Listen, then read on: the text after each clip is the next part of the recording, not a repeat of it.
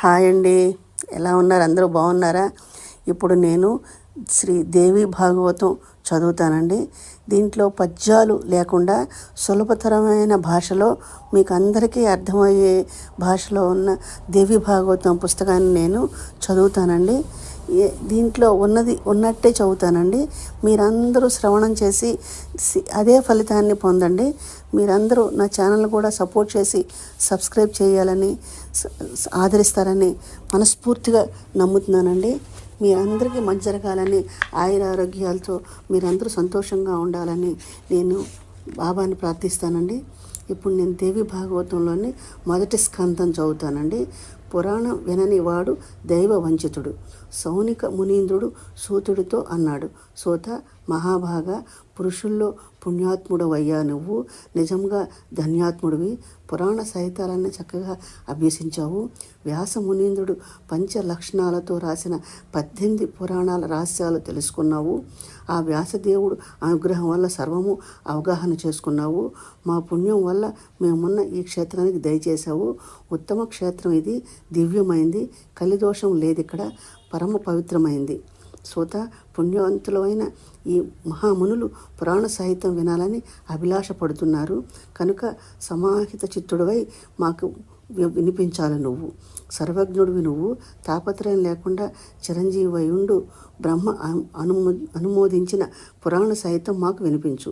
సూత, 2 చెవులు ఉండి కూడా జిహ్వ చాపల్యానికి లోబడిపోయి పురాణాలు విననివాడు దైవ వంచితుడు అన్నమాట. షడ్రసాలు నాలుకకు సుఖం కలిగించినట్టే విద్వాంసులు మంచి మాటలు చెవులకు సుఖాన్ని కలిగిస్తాయి. చెవులు లేని పాము వంటిది వాద్య ధ్వనులు విని సంతోషిస్తుంది. అలాంటప్పుడు చెవులున్న మనిషి వినకపోతే అతన్ని చెవిటివాడనాలి. సౌమ్యుడా, బ్రహ్మలు 50 మంది కలి భయంతో బాధపడి మంచి వినడం కోసం ఈ నైమిష క్షేత్రానికి వచ్చి చేరారు. ఏదో ఉపాయంతో కాలక్షేపం చేయడం తప్పనిసరి అయినప్పుడు మూర్ఖులు వ్యసనాలతో కాలం వెళ్ళబుస్తారు. పండితులు మాత్రం శాస్త్ర చింతనతో గడుపుతారు. శాస్త్రాలు విచిత్రమైనవి, వాద వివాదాలతో కూడి ఉంటాయి. అందులో అర్థవాదాలు, హేతువాదాలు, విచారము ఇలా ఎన్నో ఉన్నాయి. శాస్త్రాల్లో వేదాంతం సాత్వికమైంది, మీమాంస రాజసమైంది, హేతువాదం కలది కనుక న్యాయశాస్త్రం తామసమైంది. అలాగే పురాణాలు కూడా త్రిగుణాత్మకమైనవి. పురాణాలు పంచలక్షణాలు స్వయముగా నువ్వే వివరించావు.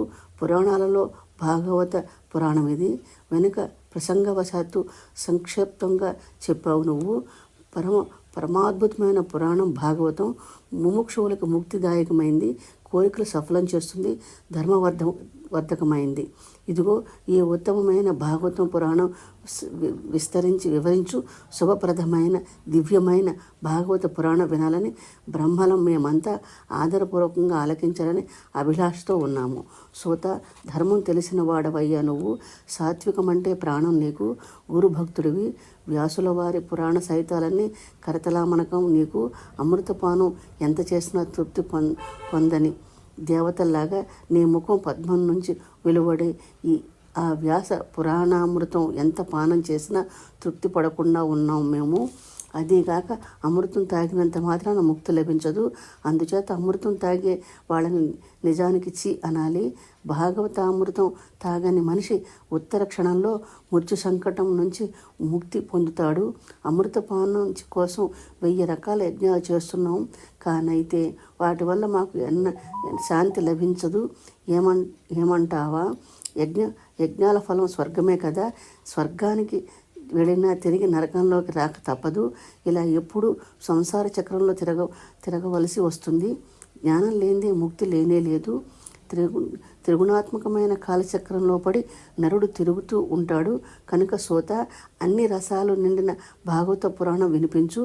పుణ్యప్రదమైన పురాణం భాగవతం పావనమైంది, గృహ్యమైంది, మోక్షం కావలసిన వాళ్ళకి సదా ప్రియమైంది, ముక్తిదాయకమైంది. శ్రీ దేవి భాగవతం మొదటి స్కందంలో ఇది 3వ అధ్యాయం అండి. దేవి భాగవతం వినిపిస్తాను. నేను ధన్యుణ్ణి. సౌనికుడి మాటలు విని సూతుడు అందుకున్నాడు, భాగ్యవంతుణ్ణి, మహాత్ముణ్ణి. ఏమంటే, మహాత్ములైన మీరు వేద వ్యాఖ్యాతమైన భాగవత పురాణం చెప్పమని అడిగారు. నన్ను పవిత్రుని చేశారు. సర్వ వేదార్థ సమ్మతమైంది భాగవత పురాణం. అన్ని శాస్త్రాలు, అన్ని ఆగమాలు, రహస్యాలు ఉన్న ఇందులో ఉత్తమోత్తమైన ఈ భాగవతం మీకు వినిపిస్తాను. యోగులు, బ్రహ్మ మొదలైన దేవతలు సేవించదగిన మహామునులకు ధ్యాన యోగ్యమైన ముక్తిప్రదమైన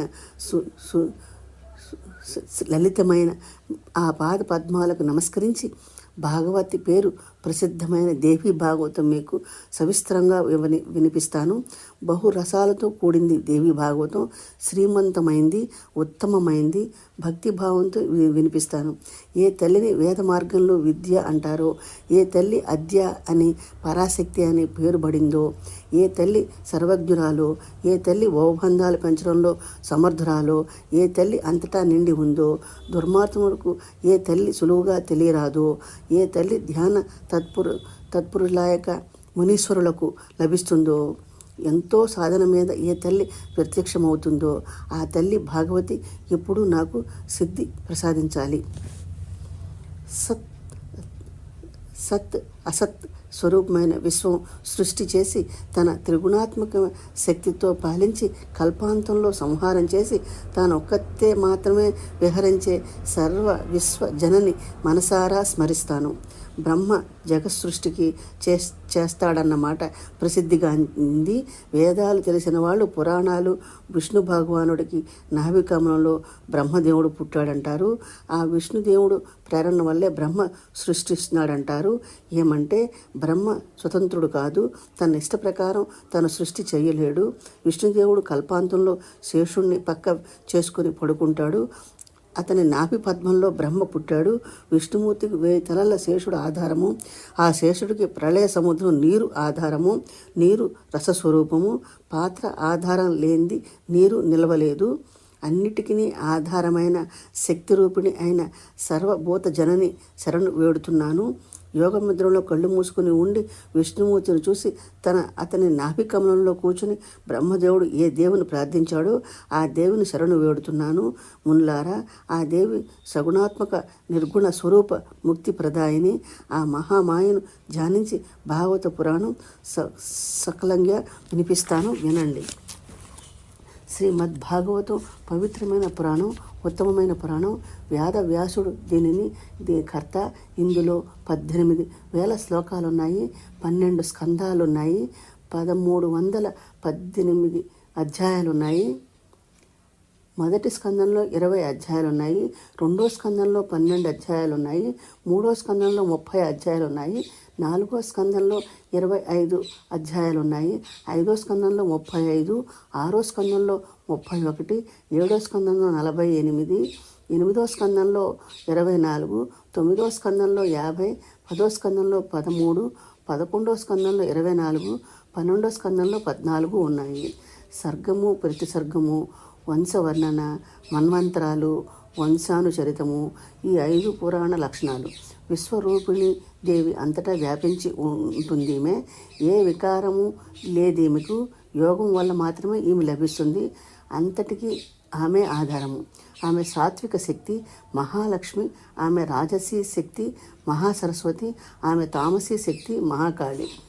మహాలక్ష్మి, మహాసరస్వతి, మహాకాళి ఈ ముగ్గురు పుట్టుక కథను సర్గం అన్నారు శాస్త్ర విశారదులు.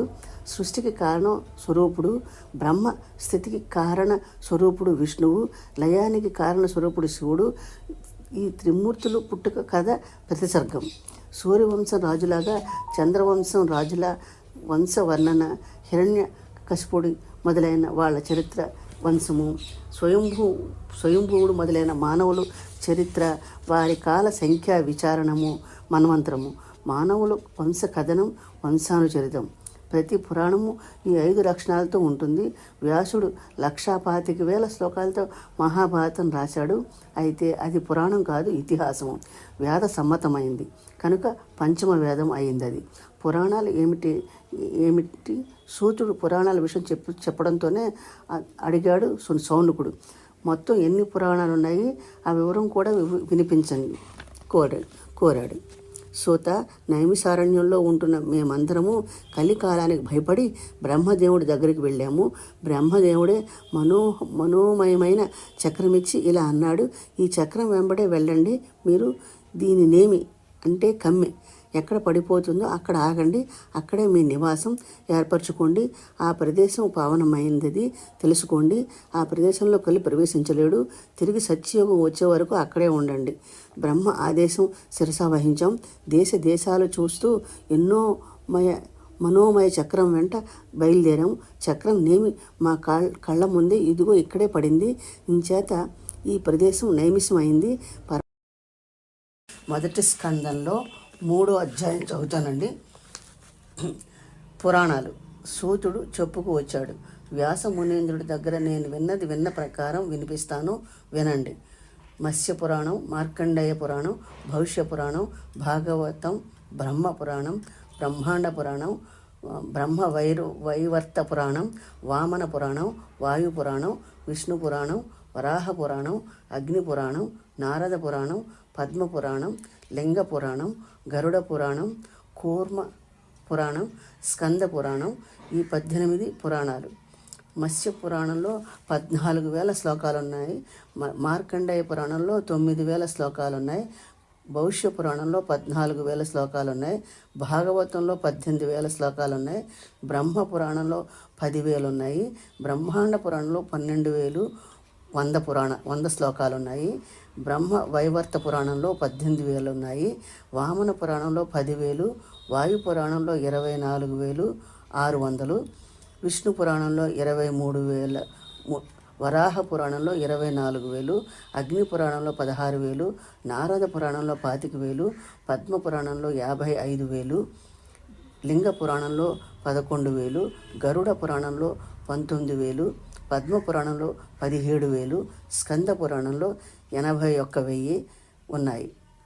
మనులారా, పురాణాల పేర్లు చెప్పాను, వాటి సంఖ్య వివరించాను, ఏ పురాణంలో ఏ శ్లోకాలు ఉన్నాయో చెప్పాను.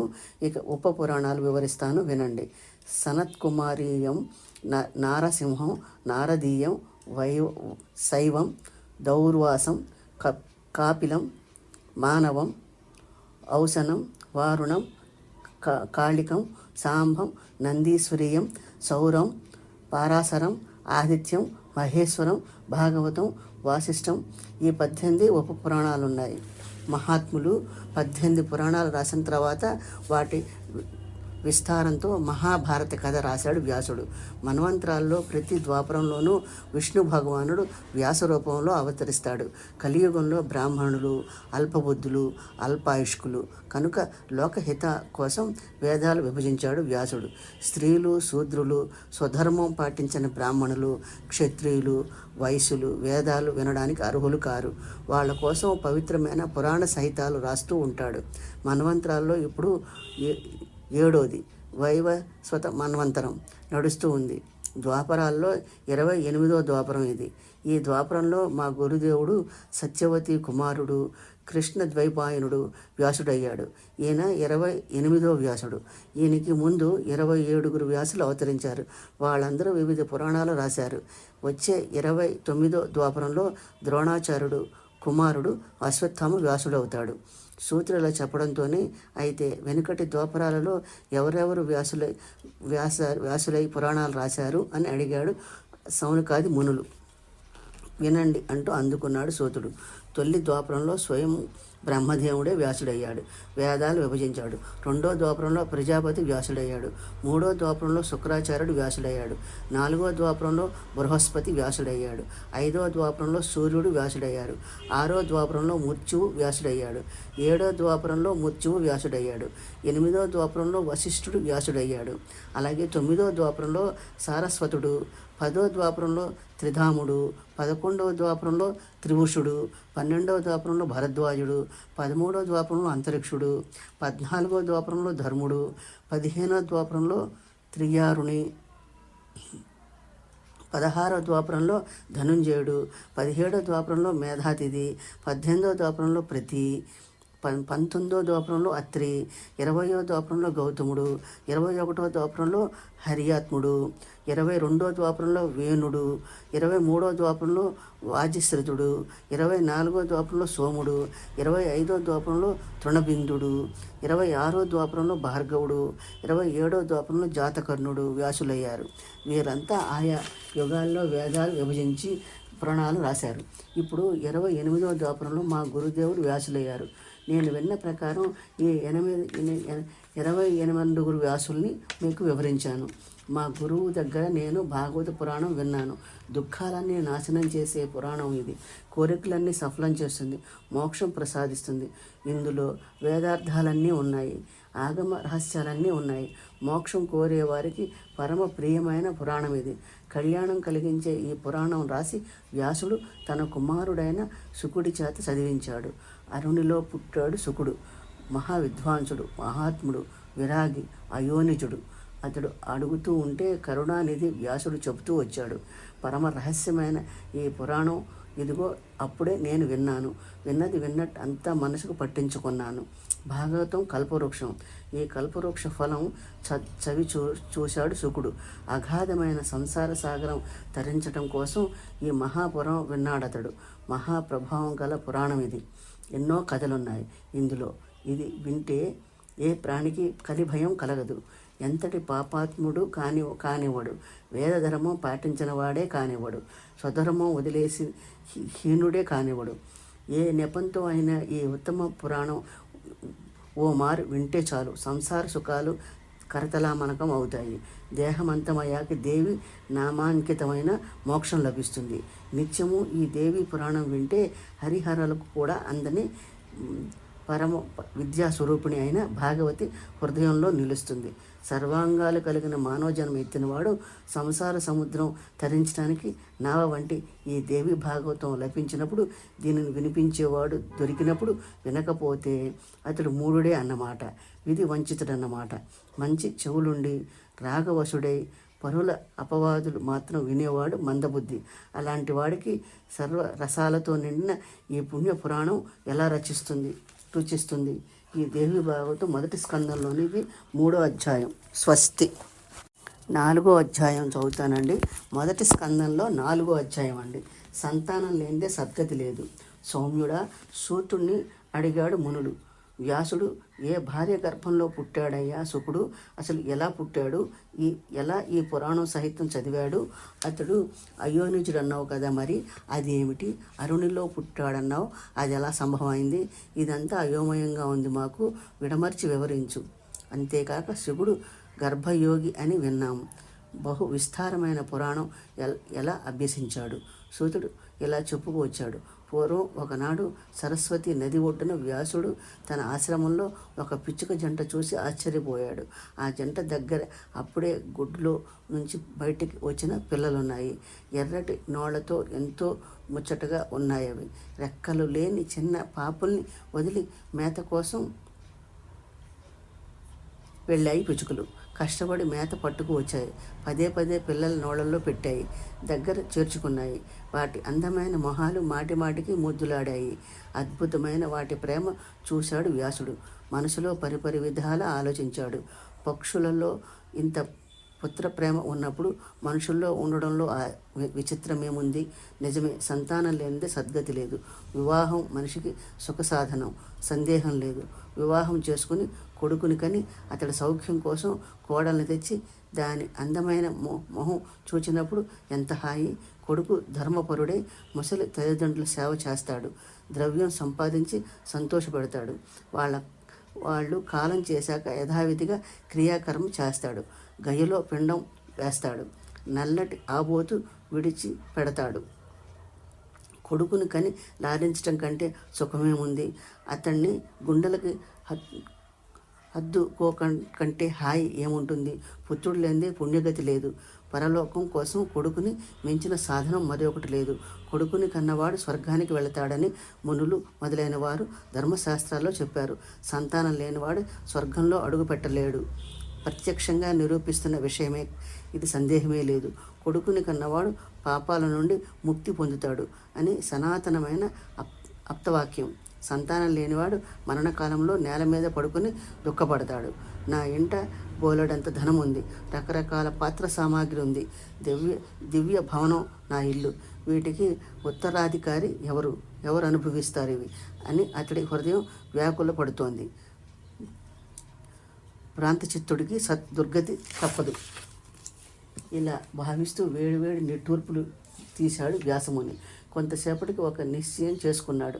తపస్సు కోసం మేరుపర్వతం మీదికి వెళ్ళాడు. అక్కడ కూర్చుని ఏ దేవతని ఉపాసించి తపస్సు చేసేది అంటూ భావించాడు. నా కోరిక సఫలం చేసి ఏ దేవత వరమిస్తుంది? విష్ణువు, శివుడు, బ్రహ్మ, దేవేంద్రుడు, సూర్యుడు, గణపతి, కుమారస్వామి, అగ్నిహోత్రుడు, వరుణుడు ఎవరు నా కోరిక నెరవేరుస్తారు? వ్యాసుడు ఈ సందిగ్ధ స్థితిలో ఉన్నాడు. ఇంతలో దేవముని నారదుడు అక్కడికి ప్రత్యక్షమయ్యాడు. ఎంతో సంతోషించాడు. వ్యాసుడు అర్ఘ్యము ఆసనము ఇచ్చి గౌరవించాడు. కుశల ప్రశ్నలు అయ్యాక నారదుడు అడిగాడు, వ్యాసమునేంద్ర, విచారంతో ఔపిస్తున్నావు, ఏమిటి కారణం? అవును అంటూ అందుకున్నాడు వ్యాసుడు. పుత్రులు లేని వాడికి పుణ్యగతి లేదు, సంతానం లేని వాడికి సంతోషమేమి కలుగుతుంది? ఇదే ఇప్పుడు నన్ను బాధపడుతూ ఉంది. సంతానం కోసం తపస్సు చేస్తాను, అయితే ఏ దేవతని ఆరాధిస్తే చప్పున నా కోరిక నెరవేరుతుంది? ఈ ఆలోచనతో ఆరాటపడుతున్నాను. నువ్వు దర్శనమిచ్చావు, మహాత్ముడివి, నువ్వు సర్వజ్ఞుడివి, కృపానిధివి, నీ శరణు వేడుతున్నాను, సెలవియ్యి. కుమారుడు కలగడం కోసం ఏ దేవతని ఆశ్రయించేది? అడగవలసిన ప్రశ్నే అడిగావు అన్నాడు నారదుడు.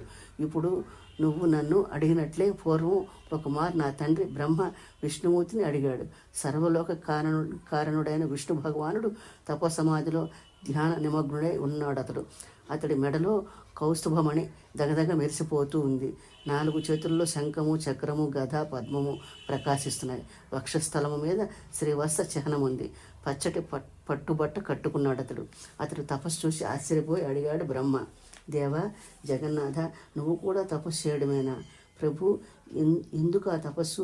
ఎవరిని ధ్యానిస్తున్నావు?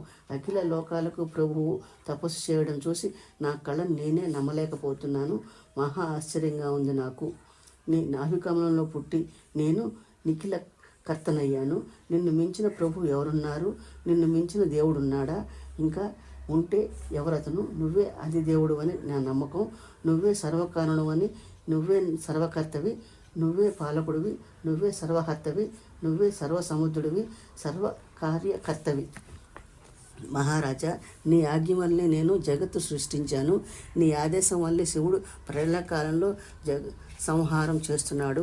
నీ ఆజ్ఞ ప్రకారమే సూర్యుడు ఆకాశము మీద తిరుగుతున్నాడు. వాయువు శుభాశుభాలతో వీస్తున్నాడు. అగ్ని ప్రకాశిస్తున్నాడు. మేఘుడు వాన కురిపిస్తున్నాడు. 3 భువనాల్లోనూ నిన్ను మించిన దేవుడు లేడు. అయినప్పుడు ఎవరిని ధ్యానిస్తున్నావు నువ్వు? ఇంతకీ నువ్వు తపస్సు చేయవలసినంత ఏమి వచ్చింది? నేను నీ భక్తుల్ని. మహాత్ములు తమ భక్తుల దగ్గర దాపరికం ఉంచరు, ఏది గోప్యం చేయరు. ఎవరిని ఉద్దేశించి తపస్సు చేస్తున్నావో సెలవియ్యి అంటూ చేతులు జోడించాడు. వత్స, బ్రహ్మదేవుడి ప్రార్థన విని విష్ణుమూర్తి, నా మనసులో మాట చెబుతాను, సావధానముగా విను. నువ్వు, నేను, శివుడు సృష్టి స్థితి లయాలకు మూల కారణమని దేవతలు, దానవులు, మానవులు అందరూ ఎరుగుదురు. అయినా వేద పారంగతులైన పండితులు మాత్రము ఏదో తెలియరాని మూలశక్తి వేరే ఉందని, ఆ మూలశక్తి వల్లే నువ్వు సృష్టి చేస్తున్నావని, నేను పాలిస్తున్నానని, శివుడు సంహరిస్తున్నాడని వితర్కిస్తున్నారు. లోక సృష్టి కోసం నీలో రాజస శక్తి ఉంటుంది, పాలించడానికి నాలో సాత్విక శక్తి ఉంటుంది, సంహరించడానికి శివుడిలో తామసీ శక్తి ఉంటుంది. ఆసక్తి లేకపోతే నువ్వు సృష్టి చేయలేవు, నేను పాలించలేను, శివుడు సంహారం చేయలేడు. ఎల్లప్పుడూ మనం ఆసక్తికి లోబడే ఉంటున్నాము. దీనికి ప్రత్యక్షమైన పరోక్షమైన దృశ్యాంతాలు వివరిస్తాను విను. శేషుణ్ణి పక్క చేసుకుని నేను పడుకున్నానంటే పరతంత్రుడిగానే పడుకుంటున్నాను. ఇప్పుడు అవుపడని ఆ శక్తి మీద ఆధారపడి కాలవశవర్తనమైన లేస్తున్నాను. ఆ శక్తి ఆధీనంలో ఉంది. ఒకప్పుడు తపస్సు చేస్తాను, ఒకప్పుడు ఆ శక్తితో కలిసి సుఖంగా విహరిస్తాను. ఆ శక్తి ప్రాణంలో అప్పుడప్పుడు రాక్షసును సంహరించడం కోసం సర్వలోక భయంకరమైన యుద్ధాలు చేస్తాను. వెనుక 5000 సంవత్సరాలు దారుణంగా నేను చేసిన బాహుయుద్ధం ప్రత్యక్షంగా ఎరుగుదువు కదా నువ్వు. నా చెవి గులిమిలో పుట్టిన దానవులు మధుకైటవులు మదగర్వంతో ఉద్దండు కాలేదు. అప్పుడు ఆ శక్తి అనుగ్రహం వల్లే కదా వాళ్ళని చంపాను. ఆ మహాశక్తి అయిన దేవిని నువ్వు తెలుసుకోలేదు. అప్పుడు తెలుసుకునే ఉంటావు. తెలుసుకుని కూడా ఇలా పదే పదే ప్రశ్నిస్తున్నావు నన్ను. విను, ఆ శక్తి ఇష్టప్రకారమే నేను పరమశివుణ్ణి. ఆమె ఇష్టప్రకారమే సముద్రంలో విహరిస్తాను. ఆయా యుగాల్లో ఆమె ఆదేశ ప్రకారమే కూర్మము, వరాహము, నరసింహము, మరుగుజ్జు మొదలైన అవతారాలు ఎత్తాను. అలా కాకపోతే తిర్యోగ్యునితో పుట్టడానికి ఎవడు ఇష్టపడడు. వరాహంగా వామనుడిగా పుట్టానంటే అది నా ఇష్టప్రకారం జరిగింది కాదు. ఆ ఊపడని శక్తి ప్రేరణే దీనికి కారణము. లక్ష్మిలో కలిసి ఉండే సుఖం మానుకుని చేప మొదలైన హీన యోనులలో పుడతానా నేను? కోరి నేనే స్వతంత్రునైతే మెత్తటి పంపక్క వదులుకొని గరుత్మంతుడి మీద కూర్చుని యుద్ధానికి బయలుదేరతానా? పూర్వం ఓ మారు నీ కంటి ముందే కదా వింటివాని ఊడి నా శిరస్సు ఎగిరిపడింది. అప్పుడు గుర్రంతల నా బొందికి అతికించలేదా? అవమానించే కదా హైగ్రీవుడు అని పేరు వచ్చింది నాకు. నేనే స్వతంత్రునై ఉంటే అలాంటి మోసం జరిగేదా నాకు? కనుక నేను స్వతంత్రుని కాను. ఆ మహాశక్తి అధీనంలో ఉండి ఆమెనే ఎప్పుడు ధ్యానిస్తూ ఉంటాను. ఆమె తప్ప ఇంకెవరును నేను ఎరగను. నా తండ్రి బ్రహ్మదేవుడే ఈ విషయం నాతో చెప్పాడు. కనుక వ్యాసమునేంద్ర, సుపుత్రుడు కలగటం కోసం ఆ దేవి పాదపద్మాలు ధ్యానించు, సందేహించుకు. ఆ జగదాంబ నీ కోరిక సఫలం చేస్తుంది. నాదుడు ఉపదేశం విన్న వ్యాసుడు దేవి పాదపద్మాలను ధ్యానిస్తూ తపస్సు పూనుకున్నాడు. మొదటి స్కందంలోని 5వ అధ్యాయం చదువుతానండి. హయగ్రీవ వృత్తాంతము. విష్ణువు హయగ్రీవుడయ్యాడన్న విషయం విని సౌనకాది మహామునులు సూతుడిని అడిగారు. సూత, మా మనసు ఎప్పుడు సంశయ సముద్రంలోనే మునిగి ఉంటుందయ్యా. విచిత్రమైన మాట చెప్పావు నువ్వు. విష్ణుదేవుడి శిరస్సు తెగిపోయిందా? విస్మయకరమైన విషయము. సర్వకర్త విష్ణుమూర్తి హయగ్రీవుడయ్యాడా? వేదాలు అతన్ని స్తుతిస్తాయి. సర్వదేవతలు అతని అధీనంలో ఉంటారు. ఆది దేవుడు అతడు, జగన్నాథుడు, సర్వకారణ కారకుడు. దైవయోగం అతడి తల ఎలా తెగిపోయిందయ్యా? మహామునివి నువ్వు. ఈ వృత్తాంతం విస్తరించి వివరించు. విష్ణుదేవుడి చరిత్ర విచిత్రమైంది అంటూ అందుకున్నాడు సూతుడు. సనాతనుడైన అతడు పూర్వం ఓ మారు 10,000 సంవత్సరాల దారుణమైన యుద్ధం చేసి బాగా అలసిపోయాడు. విశ్రాంతిగానే సమతలంగా ఉన్న ఒక పవిత్ర ప్రదేశానికి వెళ్ళిపోయాడు. ఎక్కుపెట్టిన ధనస్సు 2 కొనలు నేల మీద ఆనించి ధనస్సు మీద మెడపెట్టి పద్మాసనంలో నిద్రపోయాడు. దైవయోగం వల్ల బాగా అలసి ఉండడం వల్ల గాఢ నిద్రలో మునిగిపోయాడు. ఇలా ఉండగా ఇంతలో బ్రహ్మదేవుడు, శివుడు, దేవేంద్రుడు మొదలైన దేవతలు ఒక పెద్ద యజ్ఞం తలపెట్టారు. యజ్ఞానికి విష్ణుమూర్తి కదా ప్రభు. అతడి వల్లే దేవతల కార్యం సిద్ధించాలి. అందుకని వాళ్ళంతా విష్ణుమూర్తి మీద వైకుంఠానికి వెళ్ళారు. వైకుంఠంలో అతడు లేడు. ధ్యాన దృష్టిలో చూసి తెలుసుకున్నారా దేవతలు. అంతమంది అతడున్న చోటికి వెళ్ళారు. విష్ణుమూర్తి గాఢ నిద్రలో ఉన్నాడు. సర్వేశ్వరుడైన అతడు తెలివి లేకుండా పడుకున్నాడు. అతన్ని చూచి ఆగిపోయారు దేవతలు. అంతమంది ఆలోచనలో పడ్డారు. ఏమిటి సాధనం అన్నాడు దేవేంద్రుడు. ఆయన నిద్ర ఎలా వదులుతుంది? ఎలా మేలుకుంటాడు ఈయన? మీరంతా ఆలోచించండి అన్నాడు. ఈయన నిద్ర చెడగొట్టడం పరమ పాపం. అయితే యజ్ఞ ప్రయత్నం తప్పనిసరి. అది ఆగకూడదు. బాగా ఆలోచిస్తే నాకు ఉపాయం తడుతూ ఉంది. బ్రహ్మ సృష్టిలో చెదపురుగు ఉండనే ఉంది. అది విష్ణుమూర్తి వింటి కొన కొరికేస్తే చాలు, నారి జారిపోయి ధనస్సు కింద పడిపోతుంది. దాంతో వెంటనే తేరుకుంటాడైనా సులువుగా దేవకార్యం సిద్ధిస్తుంది, సందేహం లేదు.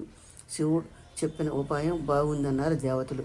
విష్ణుమూర్తి ధనస్సు కొన కొరికేయమని చెదపురుగుని ఆదేశించాడు బ్రహ్మ. అయితే ఒక అంతటా అంగీకరించలేదు చెద. నిద్రాభంగం కలిగించటము, కథలో అడ్డు రావటము, భార్యావతుల్ని పడకుండా చేయటము, తల్లి కొడుకుల్ని పుల్లలు పెట్టడము బ్రహ్మహత్యా పాతకంతో సమానం. అందుచేత విష్ణుమూర్తి నిద్ర ఎలా భంగం చేసేది నేను? ధనసు కొన కొరికేసినంత మాత్రాన నాకు ఒరిగేదేముంది? ఈ దేవుడు సుఖం పాడు చేసి పాపం ఎందుకు పూసుకోవాలి? సాధారణంగా లోకంలో స్వార్థ కోసం పాపం చేస్తారు కనుక నా స్వార్థం ఏదైనా సిద్ధిస్తుందేమో చెప్పండి. వ్రతం చెడిన ఫలితం దక్కుతుంది. ఇట్టే ధనస్సు కొరికి పారేస్తానంది. చదమాటలు విన్న బ్రహ్మ బాగుంది విను, మేము యజ్ఞం చేస్తాం కదా, అందులో నీకు కూడా భాగం కల్పిస్తాం, సరేనా? త్వరగా ధనస్సును కొరికేయి. విష్ణుదేవుడు నిద్రలేచినట్లు చెయ్యి. హోమ సమయంలో అగ్నిహోత్రంలో మేము హవిర్దానం చేస్తాం కదా, అదిగో అప్పుడు అగ్ని కింద పడిన అన్నం నీ భాగం అన్నమాట అని నచ్చజెప్పాడు. అంగీకరించింది చద. మెల్లగా వెళ్ళింది. విష్ణు ధనస్సు కొరికేసింది. అల్లెతాడు జారిపోయింది. ధనస్సు ఒకవైపు జువ్వున చుమ్ముకుపోయింది. ఘోరమైన శబ్దం చేసింది. బ్రహ్మాండం బదులైనట్లయింది. భూకంపం పుట్టింది. సముద్రాలు అల్లకల్లోలమయ్యాయి. నీటి జంతువులు క్షోభపడిపోయాయి. సుడిగాలి రేగింది. కొండలు ఊగసలాడాయి. పులుకులు రాలాయి. దిక్కులు భయంకరంగా మారాయి. హఠాత్తుగా పొద్దు కుంగిపోయింది. కటికి చీకటి కమ్ముకుంది. ఎన్నో మహా ఉత్సవాలు పుట్టాయి. దేవతలందరూ గడగడలాడిపోయారు. ఏం చేయాలో తోచలేదు వాళ్ళకి. ధనస్సు విసురికి విష్ణువు శిరస్సు తెగిపడింది. కిరీట కుంటలాలలో ఎక్కడికో ఎగిరిపోయింది. కొంతసేపటికి చీకటి తగ్గింది. శిరస్సు లేని విష్ణుమూర్తి కళ్ళేవరం చూశారు దేవతలు. కళ్ళు తాము నమ్మలేకపోయారు. గోలుమన్నారు. ఆహా నాథ, ఆహా ప్రభు, ఏమిటి ఘోరం! దేవదేవ సనాతన, దేవతల సర్వనాశనం జరిగిపోయింది. ఏ దేవమాయ నీ శిరస్సు ఎగరేసుకుపోయింది. ఎన్నడూ తెగని వాడివి నువ్వు, వేరు కాని వాడివి, కాలాని వాడివి. నీ శిరస్సు ఎలా తెగిపోయింది? ఇక మాకు చావు లేకుండా ఎలా ఉంటుంది? అయ్యో, మేమేంటి ఇంత స్నేహం నీకు? మా స్వార్థం కోసమే మొత్తుకుంటున్నాం మేము. ఈ ఆపద జైతులు తెచ్చిపెట్టలేదు, చేతులారా మేమే తెచ్చుకున్నాం. ఎవరిని నిందించటం దీనికి? దేవతలందరూ పరతంత్రులం. ఏం చేయగలం? ఎట్లు వెళ్ళగలం? మూఢ చిత్తులం. ఏది మాకు శరణ్యం? దేవేశ, మాయావతివి నువ్వు, జగద్గురుడివి. సాత్విక రాజస తామస శక్తులు ఏవి నీ శిరస్సు ఎగరగొట్టలేదు. మేమే దీనికి అంతటికీ కారణం అంటూ ఏడ్చారు, మొత్తుకున్నారు. దిక్కుమాలిన దేవతలు ఏడవటం చూచి అంతమందిని ఓదార్చాడు దేవగురు బృహస్పతి. ఇలా ఏడ్చి ఏం లాభం? మొత్తుకుని మాత్రం ఏం ప్రయోజనం? మన బుద్ధి వినియోగించాలి. ఇప్పుడు ఉపాయం ఆలోచించాలి. దైవము పురుషార్థము రెండే. పురుషార్థంలో దైవయోగం కలిస్తే కార్యం సఫలమవుతుంది అన్నాడు. నేను దైవాన్ని ముఖ్యమని భావిస్తాను అన్నాడు దేవేంద్రుడు. పురుషార్థం ఎందుకు పనికిరాదు? ఇప్పుడు మన పురుషార్థం ఏమైంది? మనం ఒకటి తలిచాం, దైవం మరొకటి తలిచాడు. మన కళ్ళ ముందే విష్ణు భగవానుడి తల తెగిపోయింది, ఎక్కడికో ఎగిరిపోయింది. కాలానుసారంగా శుభాశుభాలు అనుభవించక తప్పదు అన్నాడు బ్రహ్మదేవుడు. అదృష్టం ఎవ్వడు అతిక్రమించలేరు. దేహదారి అయినవాడు కాలానికి లోబడక తప్పదు. సుఖ దుఃఖాలు అనుభవించక తప్పదు. పూర్వం ఒకప్పుడు శివుడు నా తల నరికేశాడు. అలాగే శాపవశాత్తు ఒకప్పుడు శివుడి లింగం తెగి పడిపోయింది. దేవేంద్రుడు 1000 యోనుల దుఃఖం అనుభవించవలసి వచ్చింది. స్వర్గ భ్రష్టులుడై పద్మావనంలో తలదాంచుకోవలసిన గతిని పట్టింది అతనికి. అదిగో అలాగే విష్ణు భగవానుడి తల తెగి పప్పు సముద్రంలో పడిపోయింది. ఇప్పుడు సామాన్యులకి సంగతి అలా ఉంచండి. ఎంతటి మహామహులకైనా ఇలా దుఃఖం తప్పదు. లోకం తీరే అది. మీరు విచారం విడిచిపెట్టండి. మహామాయని ధ్యానించండి. ఆ విద్యామూర్తిని జగదంబని ప్రార్థించండి. ఆ పరాశక్తి సనాతన దేవి మన మొర వింటుంది, మన కోరిక సఫలం చేస్తుంది. ఆమె జగద్ధాత్రి, ఆమె బ్రహ్మ విద్య, ఆమె ముల్లోకాల తల్లి, అంతటా ఆమె నిండి ఉంది అంటూ ఎదుట నున్న వేదాలను పిలిచి ఆదేశించాడు. పరాశక్తి ప్రసన్న శరీరధారిణి అయిన మహామాయను స్తోత్రం చేయండి. సర్వాంగ సుందరంగా మూర్తిమంతమైన నుంచునున్న వేదాలు బ్రహ్మ ఆదేశం విన్నాయి.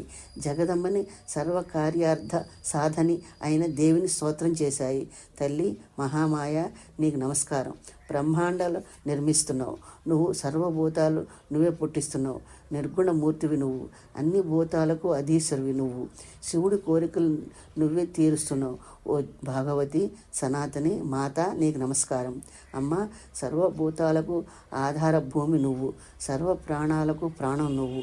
బుద్ధివి నువ్వు, సిరివి నువ్వు, కాంతివి నువ్వు, శాంతివి నువ్వు, క్షమవి నువ్వు, శ్రద్ధవి నువ్వు, మేధవి నువ్వు, ధృతివి నువ్వు, స్మృతివి నువ్వు, ఉద్గీతిల్లో మాత్ర నువ్వు, గాయత్రివి నువ్వు, హ్యాహృతివి నువ్వు, జయవి నువ్వు, విజయవి నువ్వు, ధాత్రివి నువ్వు, లజ్జవి నువ్వు, కీర్తివి నువ్వు, స్పృహవి నువ్వు, దయవి నువ్వు. ముల్లోకాలు పుట్టించగలవు నువ్వు. దయ్యగల తల్లివి నువ్వు, ప్రజామాతవి నువ్వు, విద్యవి నువ్వు, కళ్యాణివి, సర్వలోక హితకారణి నువ్వు, ఉత్తమురాలివి నువ్వు, భవబంధహరణి నువ్వు. తల్లి ఓ బ్రహ్మ విద్య, నీకు నమస్కారము. బ్రహ్మ, విష్ణువు, శివుడు, ఇంద్రుడు, సరస్వతి, అగ్ని, సూర్యుడు, లోకాలోకములు అందరినీ నువ్వే సృష్టించావు. సార్థవ జగన్మాతవైన సమస్త జీవులకు నువ్వే తల్లివి. ఈ విశ్వం సృష్టించడానికి నువ్వు సంకల్పించినప్పుడు బ్రహ్మని, విష్ణుమూర్తిని, శివుణ్ణి పుష్టిస్తావు. వాళ్ళ చేత వరుసగా లోకాలు సృష్టి చేయిస్తావు, పాలన చేయిస్తావు, సంహారం చేయిస్తావు. సంసార లేశమైన నీలో మాత్రం ఉండదు.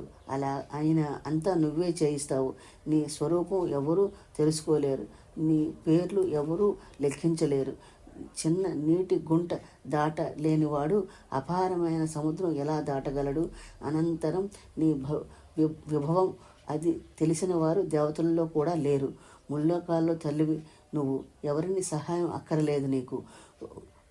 ఒకటివే ఈ విద్య విశ్వం ఎలా సృష్టిస్తున్నావో నువ్వు వేద వాక్యమే దీనికి ప్రమాణం.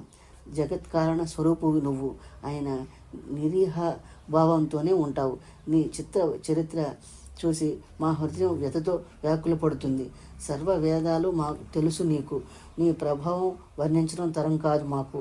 నీ పరతత్వం నీకే గోచరం కాదు. భాగవతి, విష్ణు భగవానుడి శిరస్సు తెగిపోయింది. ఎరుగవా నువ్వు? అమ్మ, నువ్వు తెలిసిన అతడి శక్తి పరీక్షిస్తున్నావా దేవి?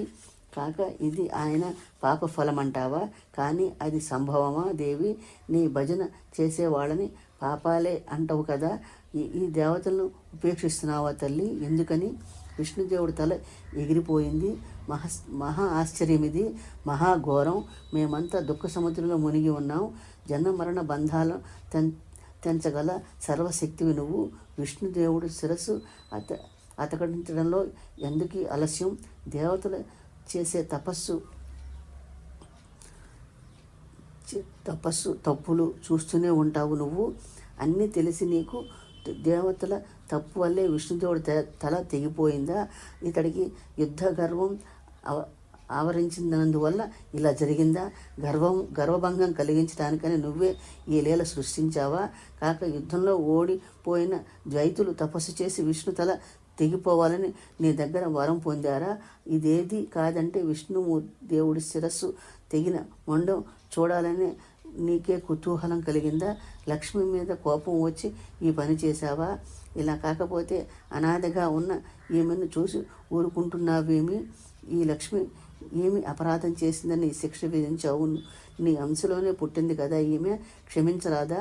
లక్ష్మిని క్షమించు, శ్రీహరిని బతికించు, మా అందరినీ సంతోషపెట్టు. సృష్టి ఆది కార్య ముఖ్యులు ఈ దేవతలు ప్రసిద్ధ స్వభావులు సర్వదా నీకు నమస్కరిస్తున్నారు. శోక సముద్రంలో మునిగి ఉన్నారు. వీరి సకలాదినాథుడిని విష్ణుమూర్తిని బతికించు, వీరిని దుఃఖ సముద్రం నుంచి గట్టెక్కించు. అంబ, శ్రీహరి శిరస్సు తెగి ఎటుపోయిందో ఎరగం. ఈయన బతకడానికి మరే ఉపాయం అవపడకుండా ఉంది మాకు. మృతుల్లాగా జీవదానం చేయగలవు నువ్వు, అనుగ్రహించు. నీకు నమస్కారం. మహేశ్వరి, ఓ పరాశక్తి, మహామాయ, నీకు పదే పదే నమస్కారం. అనుగ్రహించు. వేదాలు చేస్తున్న స్వస్త్రాలు మహామాయ వింది, ప్రసన్నురాలైంది. అంతమంది ఆనందించినట్టు ఆకాశవాణి ఇలా పలికింది. ఓహో దేవతలారా, విచారించకండి. ఈ వేదాలు చేసిన స్తోత్రం సంతృప్తి కలిగించింది నాకు. లోకంలో ఈ స్తోత్రంతో నన్ను స్తుతించిన, ప్రేమపూర్వకంగా దీన్ని పఠించిన అన్ని కోరికలు ఫలిస్తాయి. నిత్యము ఉదయము, మధ్యాహ్నము, సాయంకాలము ఈ స్తోత్రాన్ని వింటే దుఃఖాలన్నీ తొలగిపోతాయి. అన్ని సౌఖ్యాలు కరతలామలకం అవుతాయి. వేదాలు చేసిన స్తోత్రం కనుక వేదాలతో సమానం ఈ స్తోత్రం. దేవతలారా, కారణం లేని కార్యం జరగదు. విష్ణుమూర్తి తల ఎందుకు తెగిపోయిందో దానికి కారణం వినండి. పూర్వం ఒకనాడు తన పక్కనున్న లక్ష్మి మొహం చూసి పక్కపక్క నవ్వాడు విష్ణుమూర్తి. నన్ను చూసి ఊరికే ఎందుకిలా నవ్వాడినా అని కించపడింది లక్ష్మి. నీ మొహంలో ఏం లోపం కనపడిందని ఊరికే నవ్వుతాడు ఈ స్వామి. ఏదో కారణం ఉండే ఉంటుంది. ఏమిటది?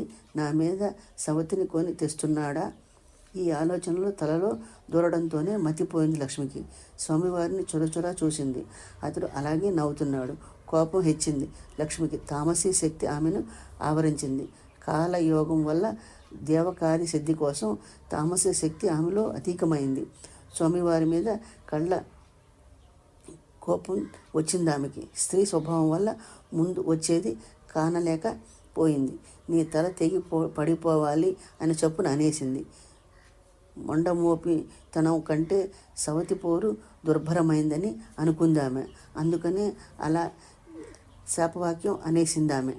అబద్ధం, సాహసం, మాయ, మూర్ఖత్వం, అతిలోభం, అశౌచం, నిర్దయ ఇవన్నీ ఆడాళ్ళలో ఉండే స్వాభిమానమైన దోషాలు. అదిగో ఆనాటి లక్ష్మి తిట్టే ఈవేళ పరిణమించింది. విష్ణుమూర్తి తల ఎగిరిపోయింది. ఉప్పు సముద్రంలో పడిపోయింది. ఇప్పుడు ఈయన మొండానికి తల జోడిచ్చేస్తాను. అయితే ఇందులో మరో విషయం కూడా ఉంది. మీరు మరో మహత్కార్యం కూడా సిద్ధిస్తుంది. దీనివల్ల సందేహం లేదని చెప్తాను వినండి. హయగ్రీవుడని దైత్యుడు ఒకడున్నాడు. మహాబలిశాలి అతడు. సుప్రసిద్ధుడు. సరస్వతి నది ఒడ్డున దారుణమైన తపస్సు చేశాడు వాడు. మాయా బీజాత్మకమైన నా ఏకాక్షర మంత్రం జపించాడు. అన్నపానాలు మానేశాడు. అన్ని భోగాలు వదిలేశాడు. ఇంద్రియాలు అదుపులో ఉంచుకున్నాడు. సర్వభూషణ భూషితమైన నా తామసీ శక్తిని ధ్యానిస్తున్నాడు. ఇలా 1000 ఏళ్ళ ఘోరమైన తపస్సు చేశాడు. ఏ తామసీ రూపం వాడు ధ్యానిస్తున్నాడు. ఆ రూపంతోనే నేను వాడిని దర్శనమిచ్చాను. సింహం మీద కూర్చుని ప్రత్యక్షమయ్యాను. సువ్రతుడా, దయాహృదయంతో నేనన్నాను, నీ కోరిక చెల్లిస్తాను, వరమడుగు. ఆ మాట విన్న హయగ్రీవుడు ప్రేమపూరితుడై లేచాడు. నా రూపం చూశాడు. వాడి నేత్రాలు విప్పారినాయి.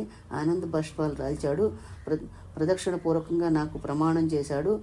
గద్గద స్వరంతో స్తోత్రం చేశాడు. దేవి మహామాయ, సృష్టి స్థితి లయ కారణి, భక్తజన తారిణి, మోక్షదాయిని, కృపామయి, మంగళమయి, నీకు నమస్కారము. భూమి, నీరు, తేజస్సు, గాలి, ఆకాశము పంచభూతాలు నీ వల్లే పుడుతున్నాయి. రూపము, రసము, గంధము, స్పర్శ, శబ్దము 5 రసాలు నీ వల్లే కలుగుతున్నాయి. నాసిక, నాలుక, కన్ను, చర్మము, చెవి, ఈ జ్ఞానేంద్రియాలు, కాళ్ళు, చేతులు మొదలైన కర్మేంద్రియాలు నువ్వే సృష్టిస్తున్నావు. అతడి స్తోత్రం విన్నాను, ఆనందించాను. హయగ్రీవ, నీ భక్తి, నీ తపస్సు నన్ను తృప్తిపరిచాయి. ఏ వరం కావాలో కోరుకో, ఇస్తానన్నాను. చావు లేకుండా వరమి అన్నాడు హయగ్రీవుడు. దేవతలు, దానవులు ఎవరూ నన్ను గెలవకుండా వరమి అని కోరాడు. పుట్టిన ప్రాణికి చావు తప్పదు అన్నాను నేను. చచ్చిన ప్రాణికి పుట్టక తప్పదు. అది లోక మర్యాద. దీనికి వ్యతిరేకంగా ఎన్నడూ జరగదు. కనుక నీవు చావు తప్పనిసరి అని తెలుసుకో. బాగా ఆలోచించుకుని వరమడుగు అన్నాను. అలాగా, అయితే నా పేరు హయగ్రీవుడు కనుక హయగ్రీవుడి గుర్రం తలవాడి చేత తప్ప మరెవరి చేత నాకు చావు లేకుండా వరమివు. ఈ మాత్రం నా కోరిక చెల్లించు అన్నాడు వాడు. నేను కోరిన వరము ఇచ్చాను. ఇక నీ ఇంటికి నీవు వెళ్ళిపో, సుఖంగా రాజ్యం చెయ్యి. గుర్రం తలవాడి చేత తప్ప మరెవరి చేత నీకు సావు లేదు అని అంతర్ధానమయ్యాను. ఆనందంతో చిందులు తొక్కాడు హయగ్రీవుడు. తిన్నగా తన ఇంటి దారి పట్టాడు. వర గర్వంతో ఇప్పుడు నన్ను కన్ను మిన్ను కానకుండా ఉన్నాడు. అతడు మునీశ్వరులను తిప్పలు పెడుతున్నాడు. వేదాలను వేధిస్తున్నాడు. ముల్లోకాల్లోనూ వాడిని చంపగలవాడు లేడు. ఇప్పుడు మంచి అవకాశం దక్కింది. మంచి గుర్రం తల తెచ్చి విష్ణుమూర్తి మండానికి అతికించాలి. దాంతో విష్ణు భగవానుడు హయగ్రీవుడు అవుతాడు. లోకహితం కోసం హయగ్రీవు దానవుణ్ణి హతమారుస్తారు. ఆ జగదంబ ఆకాశవాణి విన్నారు దేవతలు, ఎంతో సంతోషించారు. దేవశిల్పి తృష్ణని పిలిచారు. గుర్రంతల విష్ణుమూర్తి మొండానికి జోడించి దేవకార్యం నెరవేర్చు అన్నారు. దేవతలు ఆదేశించడమే తడవు ఒక గుర్రంతల నరికి తెచ్చాడు తృష్ణ. విష్ణువు మొండానికి అతికించారు. అలా మహామాయ ప్రసాదం వల్ల విష్ణు భగవానుడు హయగ్రీవుడయ్యాడు. మదదర్పితుడవు దేవతల శత్రువు అయిన హయగ్రీవు దానవుడితో యుద్ధం చేశాడు. తన బల పరాక్రమాలతో అతన్ని చంపేశాడు. మునులారా, ఆ హయగ్రీవ వరతార కథ శుభప్రదమైంది. ఇది వింటే అన్ని దుఃఖాలు హరించిపోతాయి, సందేహం లేదు. మహామాయ చరిత్ర మహా విచిత్రమైంది, పరమ పవిత్రమైంది, పాపాలు పారదోలుతుంది. ఈ చరిత్ర చదివినా విన్నా సర్వ సంపదలు సమకూడతాయి. మొదటి స్కందంలో 6వ అధ్యాయం చదువుతానండి. మధుకైటవులు. సౌమ్యుడా, సూతుడిని అడిగారు మునులు. మహావిష్ణువు మధుకైటవులతో మహాసముద్రంలో 5000 సంవత్సరాలు బహుయుద్ధం చేశాడన్నావు. దేవతలు కూడా గెలవలేని మహావీరులు దురాదర్శులు అయి మహాసముద్రంలో ఎలా జన్మించారు? మధుకైటవులు విష్ణు భగవానుడి వాళ్ళని ఎలా చంపాడు? అంతా అద్భుతంగా ఉంది. మాకు ఈ కథ వినాలని కుతూహలంగా ఉంది. బహుశ్రుతుడివి నువ్వు, దైవయోగం వల్ల మాకు లభించావు. మూర్ఖుల సహవాసం విషం కంటే ప్రమాదం, పండితుల సహవాసం అమృత రసంతో సమానం. భోజనం, మలమూత్ర విసర్జనం, కామ సౌఖ్యం పశువులు కూడా అనిపిస్తాయి. అయితే మంచి చెడు ఎరగనివి, మోక్షకాంక్ష ఉండదు వాటికి. మంచి విషయాలు వినాలని కోరిక లేని మనుషులు పశువులతో సమానం. లేళ్ళు మొదలైన జంతువులు శ్రవణ సుఖం అనుభవిస్తాయి, మంచి ధ్వని వింటే సంతోషిస్తాయి. చెవులు లేని పాము వంటిది సంగీతం విని తన్మయత్వం పొందుతుంది. ఇంద్రియాలు 5 శ్రవణ దర్శనాలు, కళ్ళు చెవులు 2 శుభమైనవి. శ్రవణం అంటే వినడం వల్ల వస్తు జ్ఞానం కలుగుతుంది. దర్శనం చూడటం వల్ల మనోరంజనం కలుగుతుంది. సాత్వికం, రాజసం, తామసం అని శ్రవణం 3 విధాలుగా నిర్ణయించారు పండితులు. వేద శాస్త్రాదులు వినడం సాత్వికం, సాహిత్యం వినడం రాజసం, యుద్ధ వార్తలు, ఇతరుల దోషాలు వినడం తామసం. సాత్విక శ్రవణం తిరిగి ఉత్తమం, మధ్యమం, అధమం అని 3 విధాలు. మోక్షదాయకమైన సాత్విక శ్రవణం ఉత్తమం, స్వర్గం ప్రసాదించే సాత్విక శ్రవణం మధ్యమం, భోగదాయకమైన సాత్విక శ్రవణం అధమం. ప్రాజ్ఞులు పరిశీలించి తేల్చిన సారాంశం ఇది. సాహిత్యం కూడా ఉత్తమం, మధ్యమం, అధమం అని 3 విధాలు. స్వకీయమనగా వర్ణన కల సాహిత్యం ఉత్తమ సాహిత్యం, వేశ్యావర్ణన కలది మధ్యమ సాహిత్యం, పరస్త్రీ వర్ణన కలది అధమ సాహిత్యం. అలాగే తామస సాహిత్యం కూడా ఉత్తమం, మధ్యమం, అధమం అని 3 విధాలు. యుద్ధం చేసినట్టు వర్ణించిన సాహిత్యం ఉత్తమ తామస సాహిత్యం. కౌరవ పాండవ యుద్ధం వంటిది యుద్ధ వర్ణన మధ్యమ తామస సాహిత్యం. అకారణంగా జరిగిన యుద్ధ వర్ణన అధమ తామస సాహిత్యం. వినదగిన సాహిత్యాల్లో పురాణ సాహిత్యం ముఖ్యమైనది. పురాణాలు వినడం వల్ల బుద్ధి అధికమవుతుంది, పుణ్యం లభిస్తుంది, పాపం పటాపంచులవుతుంది. అందుచేత సూత, సర్వార్థాలు ప్రసాదించే పురాణ కథ వ్యాసుడి దగ్గర నువ్వు విన్నది వినిపించు. సూతుడు అందుకున్నాడు. మంచిది, పురాణం వినాలని కోరుతున్నారు. మీరు పురాణం చెప్పడానికి పూనుకున్నా నేను, మీతో నేను ధన్యులం. మధుకైటవుల కథ చెబుతాను వినండి. పూర్వం ప్రళయ సముద్రంలో ముల్లోకాలలో మునిగిపోయాయి. విష్ణు భగవానుడు శేషశయ్య మీద శయనించాడు. అతడి చెవి గులిమితో 2 రాక్షసులు పుట్టారు. కాయులు వాళ్ళు, మహాబలవంతులు. ప్రళయ సముద్రం నీళ్లలో పెరిగారు వాళ్ళు. వాళ్ళలో పెద్దవాడు మధుడు, చిన్నవాడు కైటవుడు. నీళ్లలోనే రకరకాల బాల్య క్రీడలు సాగించారు మధుకైటవులు. ఒకనాడు అన్నదమ్ములిద్దరూ తమలో తాము తర్కించుకున్నారు. కారణం లేని కార్యం ఉండదు, సర్వత్రా సాగుతున్న సత్యమిది. ఆధారం లేని అధేయం ఉండదు, పాత్ర ఆధారం, నీరు అధేయం. అందుకని మన మనస్సులో ఆధార అధేయ భావం తడుతూ ఉంటుంది. మనకి సుఖంగా ఉన్న ఈ మహాసముద్రం నీటిలో ఏమిటి ఆధారం? దీన్ని ఎవరు నిర్మించారు? ఎలా తయారైంది? మనం ఇద్దరం ఈ నీటిలో ఎందుకున్నాం? అసలు మన ఇద్దరం ఎలా పుట్టాం? ఎవరు మనల్ని పుట్టించారు? మన అమ్మ ఎవరు? అయ్య ఎవరు? ఏమీ తెలియదాయే మనకి. ఇలా ఎంత ఆలోచించినా ఏమీ పాలుపోలేదు వాళ్ళకి. నీడలో కూర్చుని పదే పదే భావించారు వాళ్ళు. కైటపుడు మధుడితో అన్నాడు, అన్నా మధు, మనం నీళ్లలో ఉన్నామంటే దీని వెనక బలమైన ఏదో మహాశక్తి ఉండి తీరాలి. అవును, మన ఉనికిని అచంచలమైన మహాశక్తి కారణం. ఆ శక్తి వల్లే ఈ మహాసముద్రం ఇంత వ్యాప్తంగా ఉంది. ఈ జలరాశికి మహాశక్తి ఆధారం. మన ఇద్దరు ఉనికికి ఆ పరమశక్తే కారణం. తమ్ముడి మాట అన్నకు నచ్చింది. ఇద్దరూ కూడబలుక్కున్నారు. ఒక నిశ్చయానికి వచ్చారు. అన్నిటికీ ఆదిశక్తే కారణమన్న జ్ఞానం వారికి కలిగింది. దాంతో వాగ్బీజ స్వరూపమైన శబ్దం ఆకాశం మించి వారికి వినిపించింది. ఎంతో మనోహరంగా ఉందది. అన్నదమ్ములిద్దరూ ఆ శబ్దం విన్నారు. ఇద్దరూ మనసుకి పట్టించుకున్నారు. ఇంతలో ఆకాశం మీద ఒక మెరుపు మెరిసింది. దేవి చిత్రధూపం వారి కళ్ళ ముందు తళుక్కుమంది. మనం మనసుకి పట్టించుకున్న శబ్దం మంత్రం అవును, సందేహం లేదు. మనం మననం చేయడం వల్లే శక్తి సగుణ స్వరూపం మెరిసింది అని స్థిరపరుచుకున్నారు మధుకైటపులు. వాగ్బీజ రూపమైన ఆ శబ్దం జపిస్తూ తపస్సు ప్రారంభించారు. తిండి తిప్పులు మానేశారు. ఇంద్రియాలు నిగ్రహించారు. ఆకాశం మీద మెరిసిన మెరుపుల మీద మనసు లగ్నం చేశారు. సమాధిలో నిమగ్నమయ్యారు. అలా 1000 సంవత్సరాలు ఘోరంగా తపస్సు చేశారు. వాళ్ళు పరాశక్తి ప్రసన్నురాలైంది. తపస్సుతో స్పృశించిన వారిని చూసి అనుగ్రహించింది.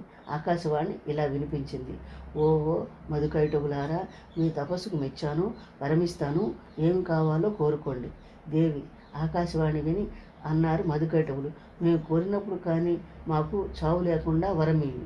అనుగ్రహించాను అంది పరాశక్తి. మీరు కోరినప్పుడే మీకు చావు వస్తుంది. దేవతలు రాక్షసులు ఎవరు మీ అన్నదమ్ములిద్దరినీ గెలవలేరు. మహాశక్తి వరం పొందారు మధుకైటపులు. మహా ఉద్ధుత్లై విరగబడ్డారు. సముద్రంలో నీటి జంతువులు స్వేచ్ఛగా విహరించారు. కొంతకాలం గడిచింది. ఓనాడు పద్మం మీద కూర్చున్న బ్రహ్మదేవుని చూశారు వాళ్ళు. చూడడమే తడు అతడితో కొట్లాడాలని బుద్ధి పుట్టింది వాళ్ళకి. ఉత్తర క్షణంలో అతడి ఎదుటికి ఉరికారు. మాతో యుద్ధానికి రా అంటూ ఉరిమారు. యుద్ధానికి రావా? అయితే ఆ పద్మం మీద మఠం వేయడం ఎందుకు? శుభమైన ఆసనం తగదు నీకు. వీరులకు మాత్రమే తగిన ఆసనం పద్మాసనం. వీరుడు అయితే యుద్ధం చెయ్యి, పిరికివాడు అయితే కిందకి దిగు అన్నారు. మధుకైటపుల మాటలు విన్నాడు బ్రహ్మదేవుడు. బలవంతులు వీళ్ళు, వీరాధిపతులు, తాపసిని నేను, ఏమి చేయగలను అంటూ ఆలోచనలో పడ్డాడు. శ్రీ దేవి భాగవత మొదటి స్కందంలో 6వ అధ్యాయం అండి. స్వస్తి. 7వ అధ్యాయం. మధుకైటపులు. అన్ని తంత్రాలు ఎరిగినవాడు బ్రహ్మదేవుడు. సామ దాన భేద దండోపాయాలు వివరించాడు. వీళ్ళు బలాలు నాకు తెలియవు, తెలియందే యుద్ధానికి దిగడం తగదు. సామవాదం అవలంబించి వీళ్ళని దువ్వితే ఆసక్తి తెలుపుకోవడమే అవుతుంది. అప్పుడు ఈ ఇద్దరిలో ఏ ఒక్కడైనా నన్ను హరి అనిపించేస్తాడు. దానోపాయం వీళ్ళ దగ్గర పనిచేయదు. భేదోపాయం మరీ లాభం లేదు.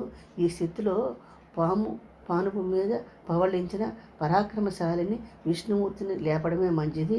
అతడే ఈ సంకటం గట్టెక్కిస్తాడు. ఆ ఆలోచన మీరు మెరవడంతో మనసులో విష్ణుదేవుడిని శరణు వేడుకున్నాడు బ్రహ్మ.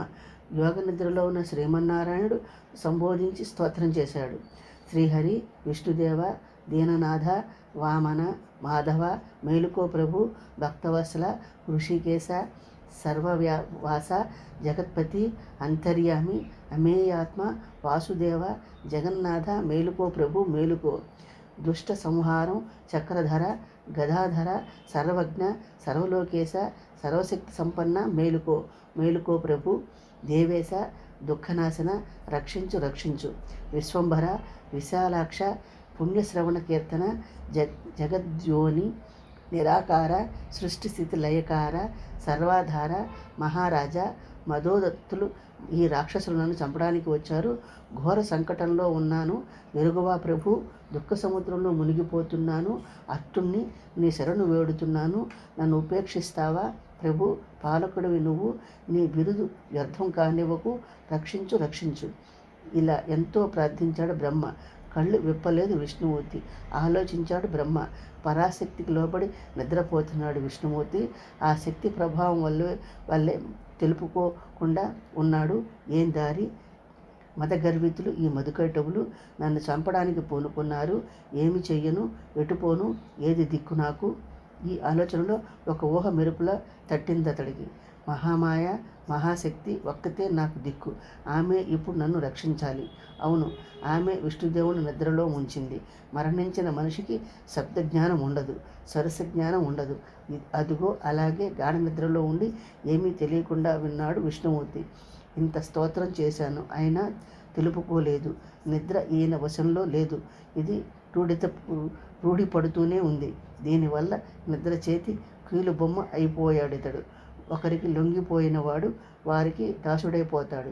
ఇప్పుడు యోగ నిద్రే విష్ణుమూర్తిని యజమానురాలు. లక్ష్మీ వశంలో ఉండే స్వామిని తన వశం చేసుకుంది యోగమాయ. జగత్తంతా ఆ పరాశక్తి వశంలో ఉందన్నమాట. నేను, ఈ విష్ణువు, శివుడు, సావిత్రి, లక్ష్మి, పార్వతి అంతా ఆమె చేతిలోని వాళ్ళమే, సందేహమే లేదు. స్వయంగా విష్ణు భగవానుడే ఆమె ఆధీనంలో ఉన్నాడు. ఒక సామాన్యుడిలాగా ఒళ్ళు మరిచి నిద్రపోతున్నాడు. ఇక తక్కిన మహనీయుల సంగతి చెప్పేదేముంది? ఈ యోగ నిద్రనే స్తోత్రం చేస్తా. ఇప్పుడు ఆమె అనుగ్రహిస్తేనే ఈ విష్ణుమూర్తి మేలుకుంటాడు. ఈ దుష్ట రాక్షసులతో యుద్ధం చేస్తాడు. ఇలా ఆలోచించి విష్ణుదేవుడితో ఉన్న యోగ నిద్రని స్తోత్రం చేశాడు బ్రహ్మదేవుడు. దేవి, ఈ జగత్తు పుట్టడానికి నువ్వే మూల కారణం. వేదాలు చాటుతున్న విషయమిది. పురుషోత్తముడు విష్ణుమూర్తి నీ వల్ల నిద్రలో పరవశుడయ్యాడంటే ఇక నీ ప్రభుత్వం ఎవరు సంశయిస్తాడు? తల్లి, నీ మోహ విలాస లీల ఎవడు తెలుసుకోగలడు? నీ లీల నన్ను మూఢుణ్ణి చేసింది. ఇదిగో నా కళ్ళ ముందు మహావిష్ణువు ఒళ్ళు మరిచి పడుకున్నాడు. సకల భూత మనో నివాసిని. దేవతల్లో కూడా నీ రహస్యం తెలియగల విద్వాంసులు లేరు. ప్రకృతి, పురుషుడు ఈ ఉభయుల మూలంగా ఈ జగత్తు పుట్టిందంటారు సంఖ్యాశాస్త్ర పండితులు. చైతన్యం లేని ఈ జగత్తుకి ప్రకృతే కారణమంటారు. అయితే జడ స్వరూపునిగా అమ్మ నువ్వు. అదే నిజమైతే జగన్నివాసుడైన ఈ విష్ణుదేవుని తెలివి లేకుండా ఎలా చేయగలిగావు? అమ్మ మహామాయ, సుగుణ రూపం ధరిస్తావు నువ్వు. రకరకాల లీలలు చేస్తావు. నీ కృత్యం పరమ రహస్యం, ఎవరూ తెలుసుకోలేరు. మునులు నిన్ను సంధ్య అన్నారు. ఉదయం, మధ్యాహ్నం, సాయంకాలం నిన్ను ధ్యానిస్తారు.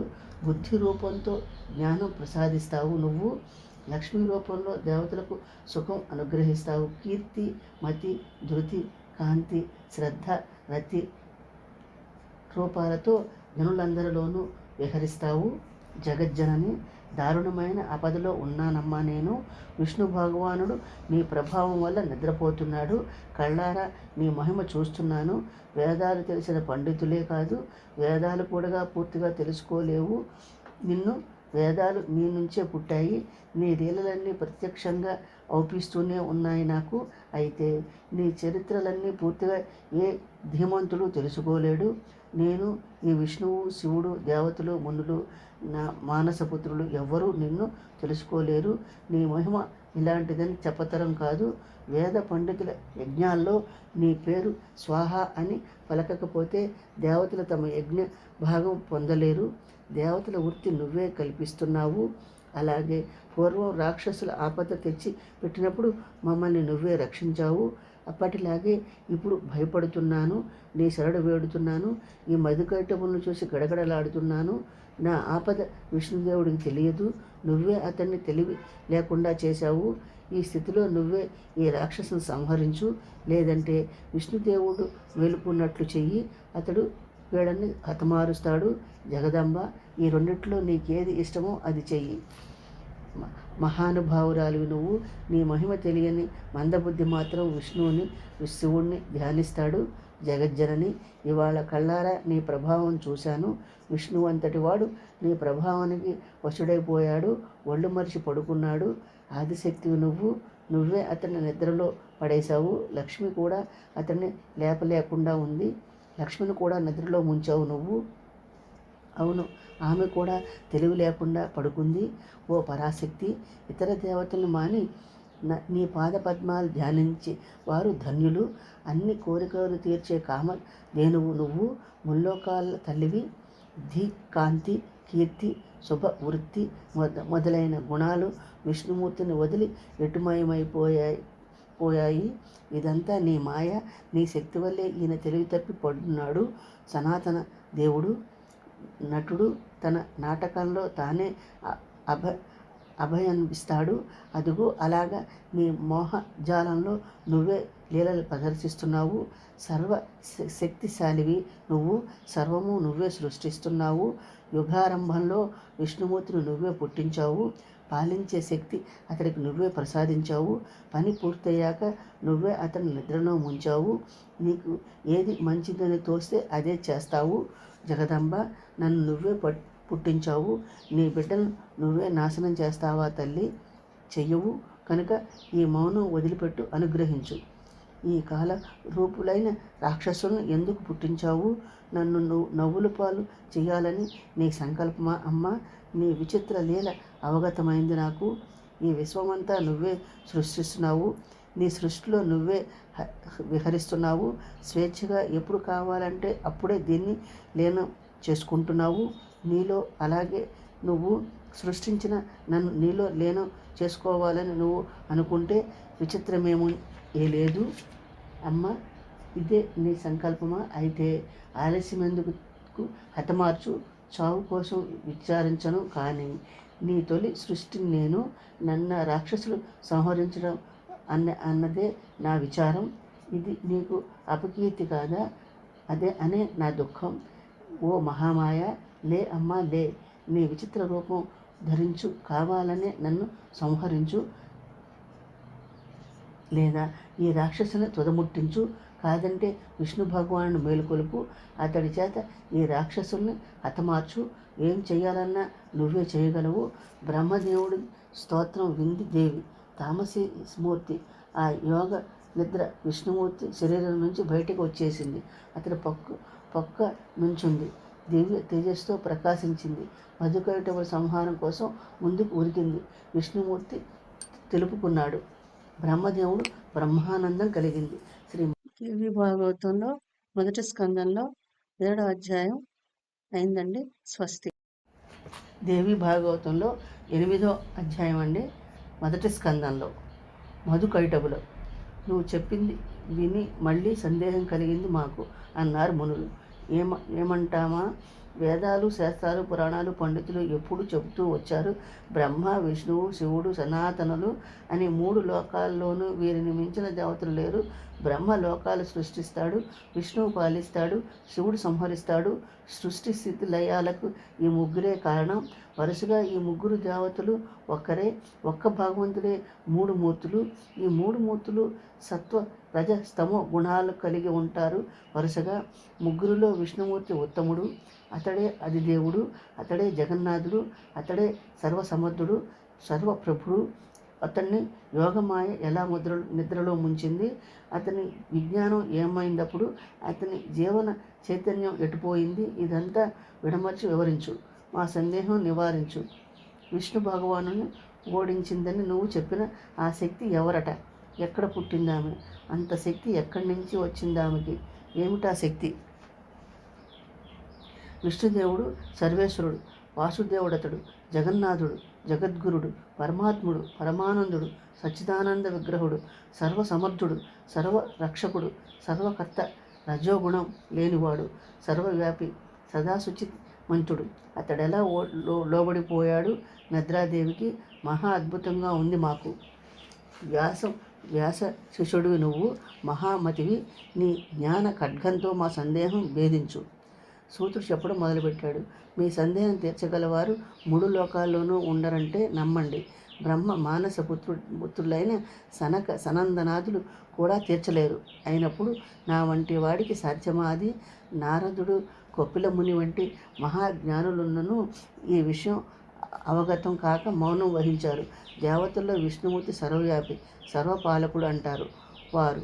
అతడి ఆదేశం వల్లే చరాచరమైన ఈ విరాట్ విశ్వం ఉత్పన్నమైందని, అతడే పరాత్పరుడని, పరమాత్ముడని, సర్వారాధ్యుడని అంటారు. నారాయణుడిని, ఋషికేశుడిని, వాసుదేవుడిని, జనార్దుడని అతన్ని ఆరాధిస్తారు. కొందరు శివుణ్ణి మహాదేవుడు అంటారు.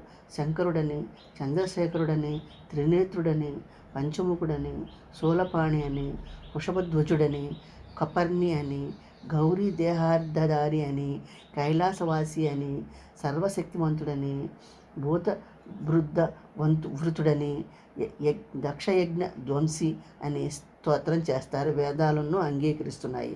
వేదాలు తెలిసిన పండితులు అనేకులు సూర్యుడిని భగవంతుడు అంటారు. ఉదయం, మధ్యాహ్నం, సాయంకాలం వివిధ స్తోత్రాలతో అతన్ని ఆరాధిస్తారు. వేదాలను సూర్యుడికి ప్రాధాన్యం ఇస్తున్నాయి. అతన్ని పరమాత్ముడు అంటున్నాయి. అగ్నిహోత్రుని కూడా వేద పండితులు స్తోత్రం చేయడం కద్దు. అలాగే ఇంద్రుణ్ణి, వరుణ్ణి కూడా స్తోత్రం చేస్తారు. నదులన్నిటిలోనూ గంగా నది ఉత్తమమైనది. అలాగే దేవతలందరిలోనూ విష్ణుమూర్తి ఉత్తముడు అన్నారు మహాపురుషులు. ప్రత్యక్షము, అనుమానము, శబ్దము ఇలా ప్రమాణాలు 3 అంగీకరిస్తారు పండితులు. ప్రత్యక్షము, అనుమానము, ఉపమానము, శబ్దము అని ప్రమాణాలు 4 ఉంటాయి. నైయాయికులు ప్రత్యక్షము, అనుమానము, ఉపమానము, శబ్దము, అర్థాపత్తి ఇలా ప్రమాణాలు 5 అంటారు మీమాంసకులు. పై 5 సాక్ష్యము, ఇతిహాస్యము కూడా చేర్చి ప్రమాణాలను 7 అంటారు పౌరాణికులు. వీటిపైన బ్రహ్మాన్ని కూడా చేర్చి ప్రమాణాలు 8 అంటారు వేదాంత పండితులు. ఈ విషయాల్లో బుద్ధి వినియోగించాలి, శాస్త్రాలు అవలోకించాలి, నిశ్చయాత్మకమైన యుక్తులు పుంఖానుపుంఖాలుగా తర్కించాలి. శిష్యులు తొక్కిన మార్గం అనుసరించాలి. ప్రత్యక్ష దృశ్యాంతాలతో నిరంతరం మననం చేసుకోవాలి. అప్పుడు కానీ ఈ సందేహం తీరే మార్గం కనిపించదు. బ్రహ్మలో సృష్టి స్థితి, విష్ణుమూర్తిలో పాలన శక్తి, శివుడిలో సంహార శక్తి, సూర్యుడిలో ప్రకాశ శక్తి, శేషుడిలో ఆదికూర్మంలోని భూమి మోసే శక్తి ఉన్నట్టు అన్ని పురాణాలు చెప్తున్నాయి. అందరు పండితులు అంటున్నారు ఆదిశక్తి ఒకటే. అదే ఆయా దేవతల్లో ఆయా శక్తులుగా వ్యాపించి ఉంది. అదే అగ్నిలో దాహశక్తిగా ఉంది, గాలిలో ప్రేరణాత్మక శక్తిగా. కుండలిని శక్తి లేకపోతే శివుడు శవంగా మారిపోతాడు. శక్తి లేని వాడిని అసమర్థుడంటారు. బ్రహ్మ మొదలుకొని గడ్డిపోచ వరకు కదలంది అయిన బ్రహ్మాండంలో శక్తి లేనిదల్లా నిందనీయమైంది. శక్తి లేనివాడు శత్రువును గెలవలేడు. శక్తి లేనివాడు నడవలేడు, తిరగలేడు, తుదికి తిండి కూడా తినలేడు. అందుచేత అంతటా వ్యాపించి ఉన్న శక్తే బ్రహ్మం అనిపించుకుంటుంది. బుద్ధిమంతుడైన వాడు ఆ శక్తినే ఉపాసించాలి. ఆ శక్తి విషయమే ఎప్పుడూ ఆలోచించాలి. అదిగో అప్పుడే మీ సందేహానికి సమాధానం అవగతమవుతుంది. విష్ణుదేవుడిలో సాత్వికీ శక్తి ఉంటుంది. ఆ శక్తి లేకపోతే అతడు కొరగాని వాడైపోతాడు. బ్రహ్మలో రాజసీ శక్తి ఉంటుంది. అది లేకపోతే అతడు సృష్టి చేయలేడు. శివుడిలో తామసీ శక్తి ఉంటుంది. ఆ శక్తి సహాయం లేకపోతే అతడు సంహారం చేయలేడు. ఈ విషయాలు పదే పదే తర్కించుకోవాలి. శక్తి సర్వలోకాలను సృష్టి చేస్తూ ఉంది. శక్తే పాలిస్తూ ఉంది. ఆ శక్తే అవసరమైనప్పుడు జగత్ సంహారం చేస్తూ ఉంది. బ్రహ్మ, విష్ణు, శివుడు, అగ్ని, సూర్యుడు, వరుణుడు, దేవేంద్రుడు వీరెవరూ తామంత తాము ఏమీ చేయలేరు. ఆ శక్తి వీరిలో ఉన్నప్పుడే తమ తమ కార్యాలు నిర్వహిస్తారు. ప్రతి కార్యంలో ఆ శక్తి ప్రత్యక్షంగా అవపడుతూనే ఉంటుంది. ఆ శక్తినే పండితులు సగుణ అని, నిర్గుణ అని 2 విధాలుగా వివరించారు. కోరికలు కలవాళ్ళు సగుణ శక్తిని ఉపాసిస్తారు. కోరికలు లేని వాళ్ళు నిర్గుణ శక్తిని ఆరాధిస్తారు. ధర్మము, అర్థము, కామము, మోక్షము 4 పురుషార్థాలకు స్వామిని ఆ పరాశక్తి ఆమెను యథావిధిగా పూజిస్తే అన్ని కోరికలు అవలీలగా ఫలిస్తాయి. మాయా చక్రంలో పడి మూఢులైన వాళ్ళు ఆ శక్తిని తెలుసుకోలేరు. ఎంతోమంది ఆమెను తెలుసుకుని కూడా ఇతరులను భ్రమలో పడదోస్తారు. మందబుద్ధులైన కొందరు పండితులు ఉదర పోషణార్థం కలి ప్రేరితులై పాషాండులుగా బయలుదేరతారు. ఈ కలియుగంలో వ్యర్థమైన భేద మూలకమైన ధర్మాలు ఎన్నో తలెత్తుతాయి. ఇతర యుగాల్లో అయితే అవి అనర్థం కలిగించలేవు, కలియుగంలో కలిగిస్తాయి. విష్ణు భగవానుడు ఎన్నో ఏళ్ళు ఉగ్రమైన తపస్సు చేస్తాడు. బ్రహ్మదేవుడు, శివుడు కఠోరమైన తపస్సు చేస్తారు.